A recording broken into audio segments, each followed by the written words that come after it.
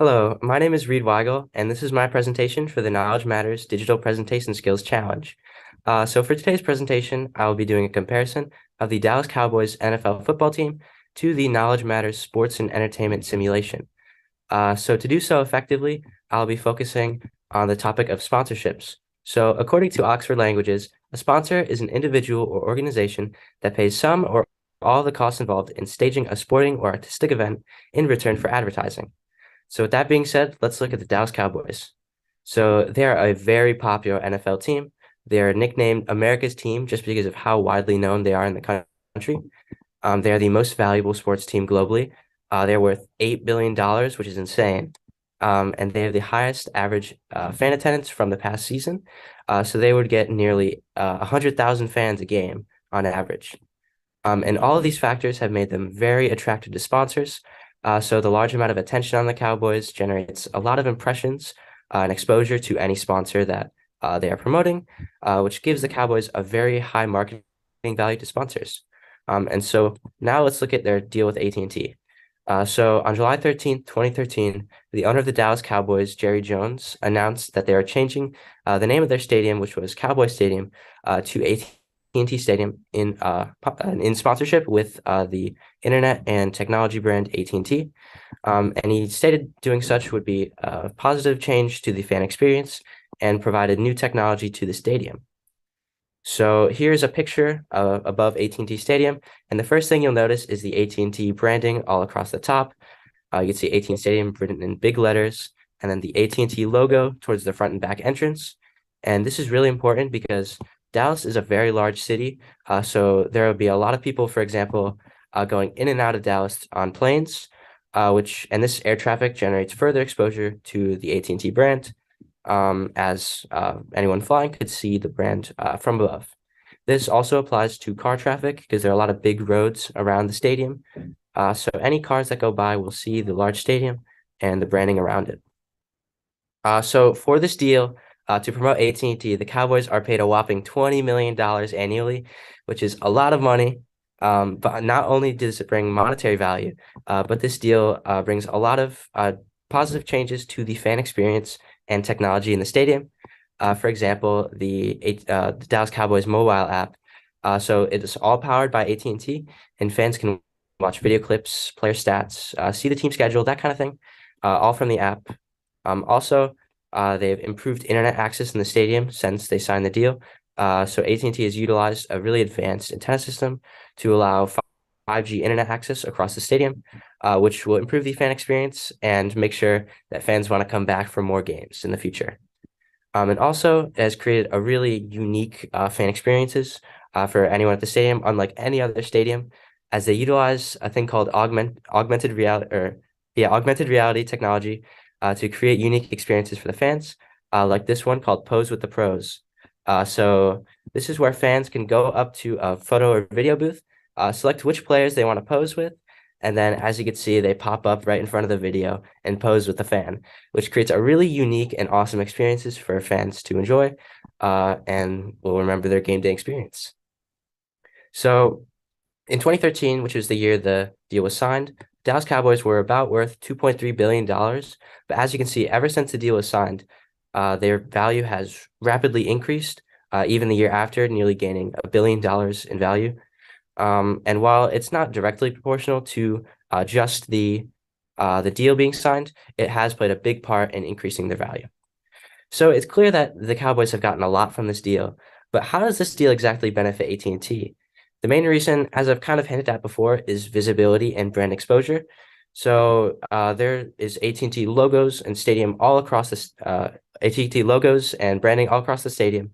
So viewers, even at home or just at the stadium, will see the logos like this one right at the main entrance, and even in the stadium, you can see AT&T Stadium. All this will create. They will begin to associate AT&T with the Cowboys due to how prevalent they are in Cowboys Stadium and in the videos of the games, which creates a really positive correlation because often these fans are really have a really positive outlook on Cowboys, so they'll begin to associate them with their favorite sports team, and these fans are more likely to consider switching AT&T as their internet provider or just purchase AT&T products due to how positive this correlation is. So with that being said, now let's see how this ties back to the Knowledge Matters virtual business simulation, specifically the sports and entertainment simulation. So in the simulation, you take the role of a manager of a football franchise, and your goal is to generate as much revenue for the franchise as possible. So as anyone who has gone through the simulation will tell you, sponsorships are a huge part in generating revenue. And when you first load up the simulation, this is the first thing you'll see, a large cityscape with multiple buildings, and each building represents a potential sponsorship opportunity for your team. So let's use this small little building right here called Brightbulb Energy due to its similarity to AT&T in its industry.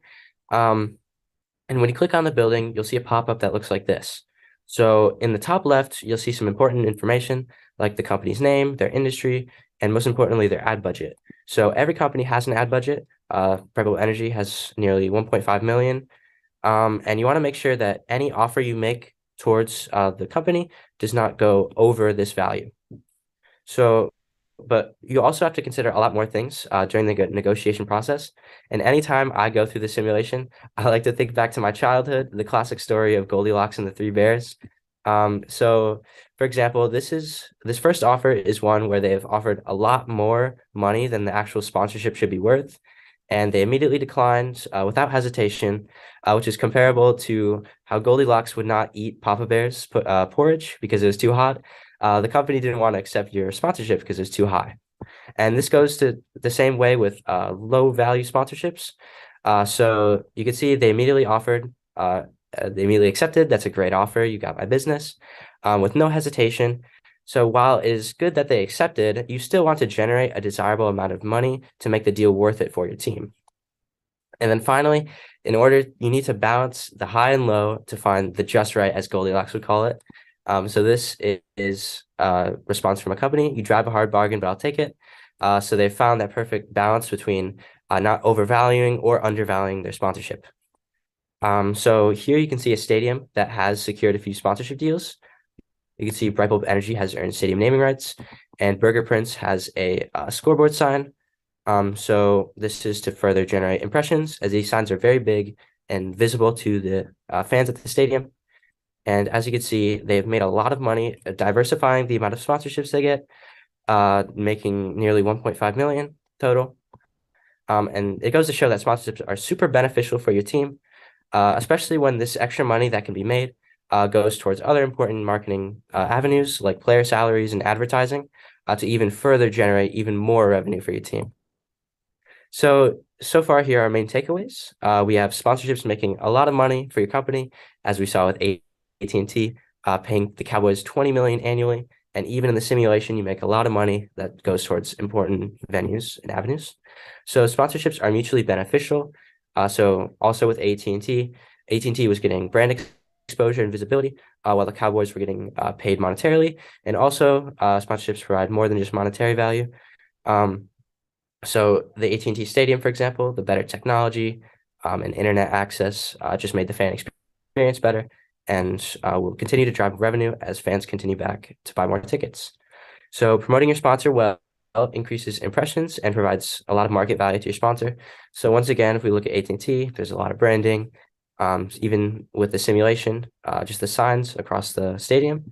So these are important because the sponsor wants to see that you're putting an effort to make their sponsorship known, to promote it, so that they keep coming back each season to continue sponsoring you. And then lastly, negotiation is key to making the highest possible profit for your team. So just like we said with Goldilocks and the Three Bears, you want to find that perfect balance in between high and low to make as much money as possible for your team. So now let's finally answer the question, does the simulation compare well to real life sports marketing? And I think the answer is pretty clear. Of course it does.